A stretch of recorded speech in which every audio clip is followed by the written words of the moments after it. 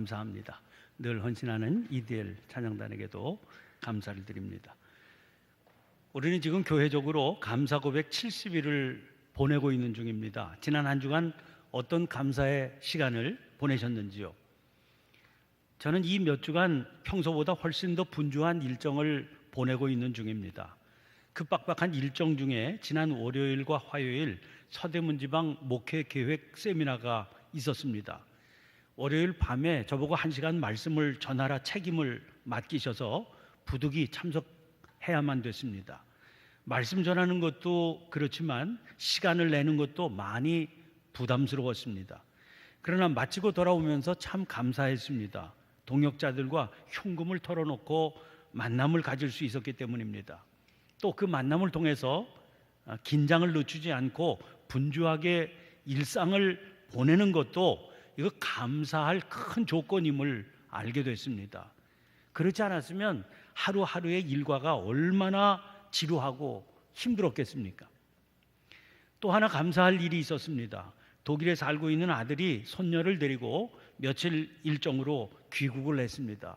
회사를 옮기게 되어서 시간적 여유가 생긴 김에 기회를 만든 거죠. 아이들이 집에 와 있으니까 온 집안이 꽉 찬 것 같아서 참 좋습니다. 함께 있으면 좋은 가족이 있는 것이 감사하고 또 나름대로 열심히 살아주는 게 감사하고 아이들이 건강하게 잘 자라고 있는 모습이 감사했습니다. 특별히 명절이 끼어 있는 시기 아닙니까?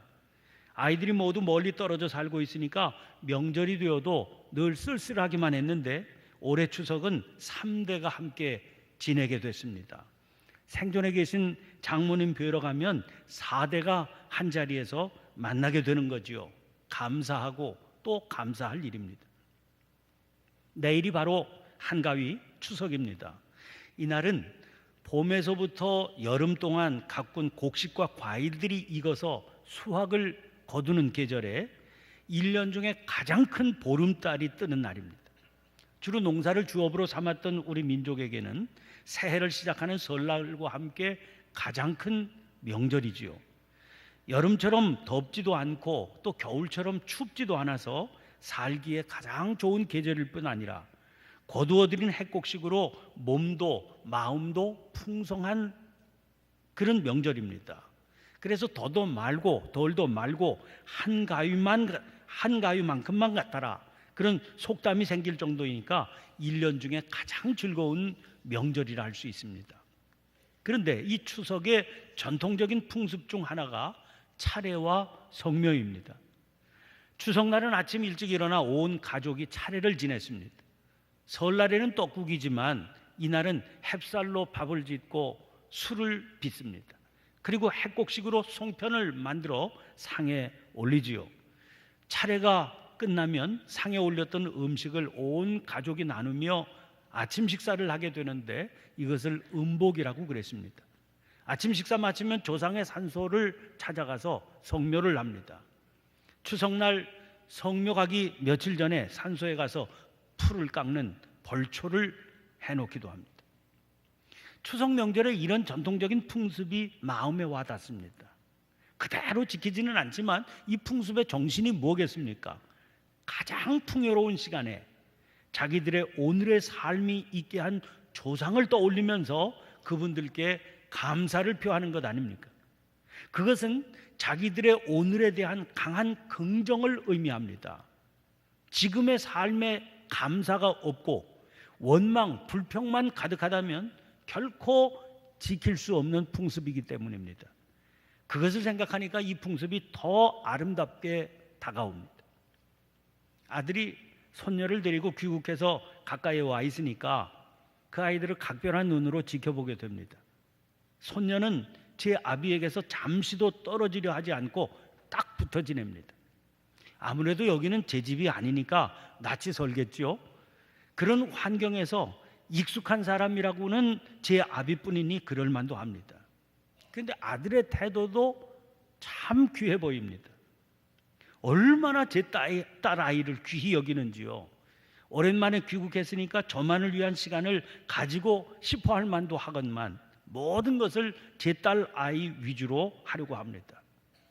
아비가 되어서 극진히 제 딸 돌보는 아들의 모습을 참 대단하다 싶은 마음으로 보면서 얼마 전에 눈시울 붉히며 책을 읽었던 기억이 떠올랐습니다.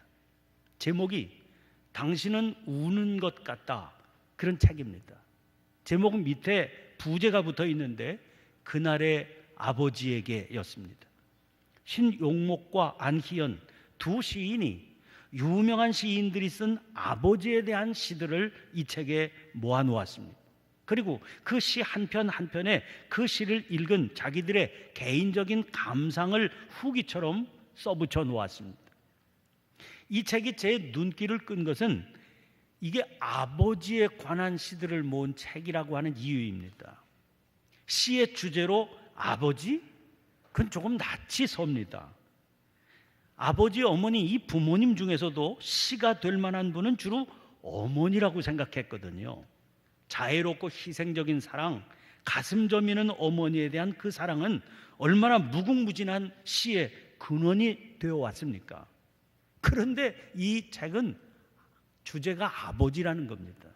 아니, 아버지를 주제로 한 시도 있었나 싶은 그런 마음이 들었습니다. 아버지의 사랑은 그만큼 어머니에 비해서 낯이 섭니다. 아버지라고 하는 존재가 그만큼 자식에게는 서먹하기도 하고 거리가 느껴지는 존재인 거지요. 이 책의 제목, 당신은 우는 것 같다. 이 구절은 이 책에 실린 신미나 시인의 서울 273 간선버스라고 하는 시의 마지막 연에 등장하고 있습니다. 저는 이 시도 그렇지만 이 시에 대해서 신용목 시인이 쓴 감상의 글이 마음에 더 와 닿았습니다. 그 후기 글의 제목이 국수를 먹으러 간다였습니다. 아빠, 사람의 영혼은 무지갯빛을 가졌대 하고 말하면 그러면 사람들의 몸은 흠뻑 젖었겠구나 하고 답하는 이런 류의 다정함이 우리 사이에도 가능했을까? 이게 아들이 아버지하고 관계를 얘기하는 거죠. 우리의 안부는 늘 생활에 묶여 있거나 생명에 매달려 있었던 것 같다. 무지개를 띄우기 위해 비가 오지만 무지개를 바라보라고 멋지는 않는, 더는 무지개가 설 수 없는 저녁이 되어서야 우리는 서로의 손을 더듬어 젖은 안부를 물었던 것 같다. 아버지, 내년 봄에 구례 산동에 산수유꽃을 보러 가요. 답이 없어서 화엄사 각황전 앞 홍매화는 언제쯤 필까요? 다시 물으면 그만큼 왔으면 됐다. 국수를 먹으러 가서는 내가 다 먹기도 전에 주섬주섬 일어나 계산부터 하고 물끄러미 막차 지나가는 바깥을 바라보곤 하셨다. 어머니와는 사뭇 다른 세상의 아버지들을 어떻게 이렇게 잘도 풀어냈을까? 시인의 글솜씨에 감탄을 했습니다. 다정다감한 어머니와는 끝없는 대화가 가능했습니다. 그러나 아버지는 가까이 다가가기에는 어딘가 거리가 느껴져 늘 서먹했습니다. 그 서먹하게 만드는 거리는 결국 아버지가 짊어지고 살아가는 삶의 무게였겠지요. 그 무게가 결국 아들이 국수를 다 먹기도 전에 주섬주섬 일어나 계산부터 하고 물끄러미 막차 지나가는 바깥을 바라보는 아버지의 시선이었겠지요. 그러면서 문득 깨닫습니다. 이런 글을 감탄하며 읽고 있다니, 그것은 제가 나이가 들어가면서 아버지를 조금씩이나마 더 이해해 가고 있나 보다 싶은 그런 깨달음이었습니다. 특히 이 책의 끝부분에서 발견한 시 한 편을 읽을 때 저는 흐르는 눈물을 주체하기 어려웠습니다. 김사인 시인의 비둘기호라고 하는 시였습니다. 6살이어야 하는 나는 불안에 식은땀이 흘렀지. 독구리는 덥고 목은 따갑고 이가 움직이는지 어깨 쭉지가 가려웠다. 검표원들이 오고 아버지는 우겼네. 그들이 화를 내자 아버지는 사정했네. 떼국 섞인 땀을 흘리며 언성이 높아질 때마다 나는 오줌이 질끔 나왔네. 커다란 6살짜리를 사람들은 웃었네. 대전역 출찰구 옆에 벌 세워졌네. 해는 저물어가고 기찻길 쪽에서 매운 바람은 오고 억울한 일을 당한 얼굴로 아버지는 지나가는 사람들에게 하소연하는 눈을 보냈네. 서울고 비참해 현기증이 다 났네. 아버지가 사무실로 불려간 뒤 아버지가 맞는 상상을 하며 찬 시멘트 벽에 기대어 나는 울었네. 발은 시리고 번화한 도해지 불빛이 더 차가웠네. 헬스케진 아버지가 내 손을 잡고 어두운 역사를 빠져나갔네. 밤길 50리를 더 가야 했지. 아버지는 젊은 38, 막내 아들 나는 홑 9살. 인생이 그런 것인 줄 그때는 몰랐네. 서울 쇠고 올라오던 경부선 상행. 생활이 넉넉한 요즘은 대부분의 사람들이 상상하기도 어려운 장면일 겁니다. 몇 푼 안 되는 버스비도 넉넉한 마음으로 편하게 쓰기가 어려운 시절이었습니다. 그 시절에 초등학교 들어가기 전에 6살까지의 미취학 어린이는 공짜로 차를 탈 수 있다는 제도는 얼마나 큰 유혹이었던지요. 이미 7살 초등학교에 입학해서 다니고 있는 아이를 일부러 등에 업고 차장이 물으면 6살이라고 말해야 된다 가르칩니다. 아이는 그게 얼마나 싫고 조마조마하고 무서운지요.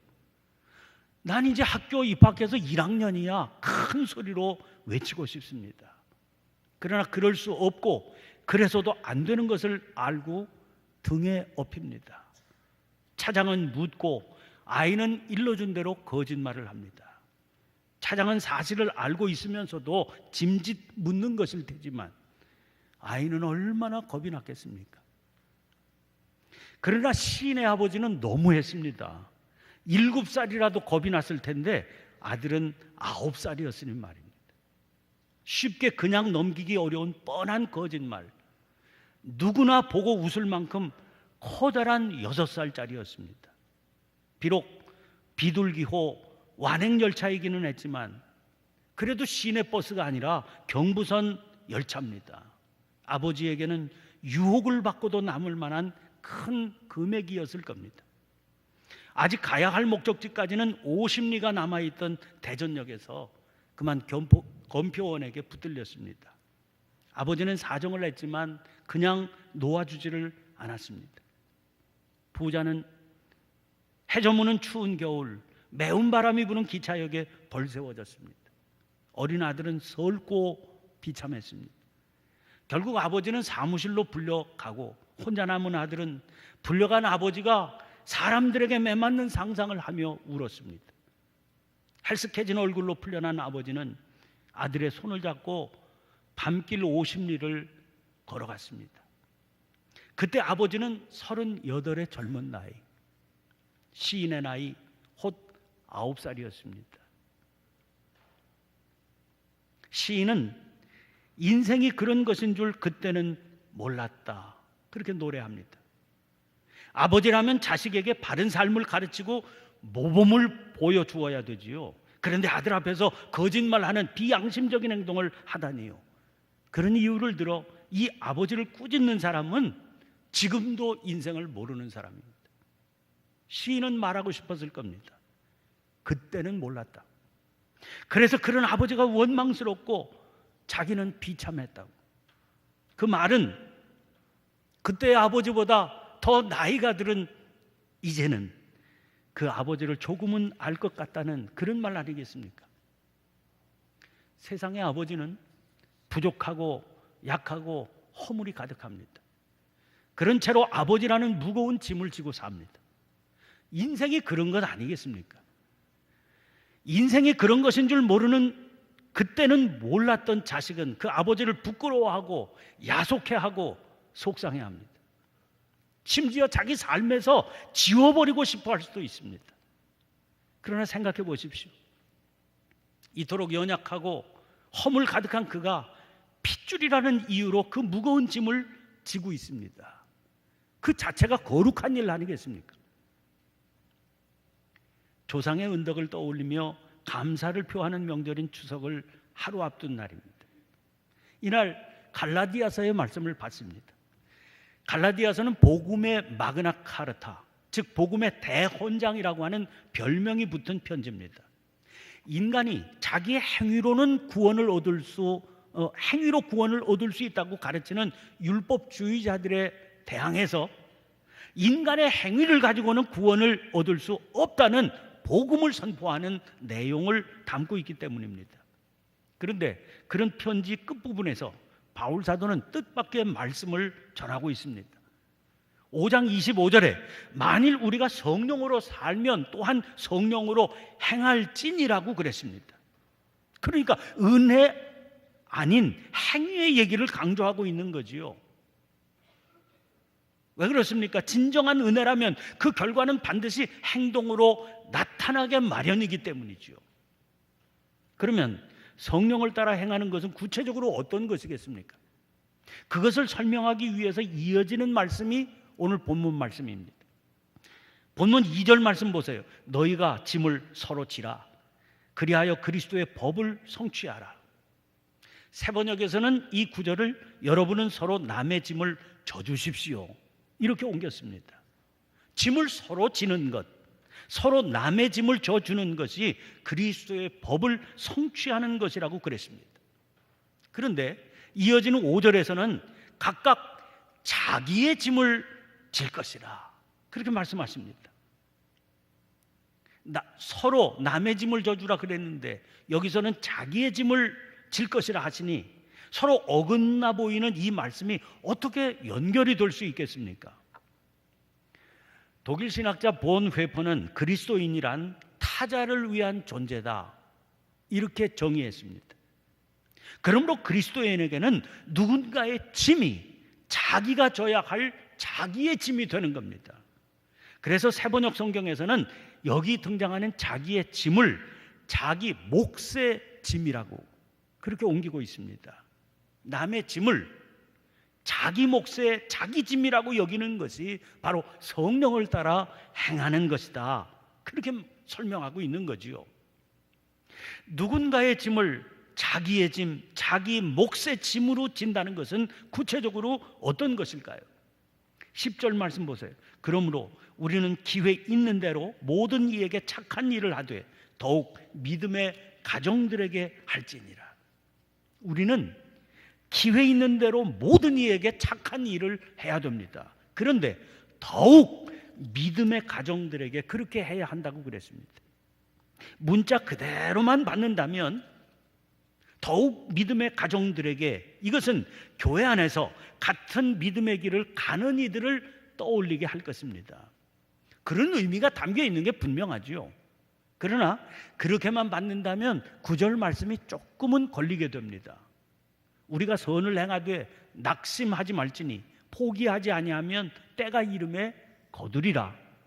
분명히 같은 믿음으로 가는 이웃이라고 그래도 낙심하게 만드는 이들이 있을 수 있다, 그런 내용으로 이 말씀 받을 수 있습니다. 그러나 그렇게 넘어가기에는 조금 석연치 않은 구석이 있어 보입니다. 그래서 이 믿음의 가정들을 믿음의 식구들이 있는 가정들로 받아들여 보면 어떨까 생각을 해봅니다.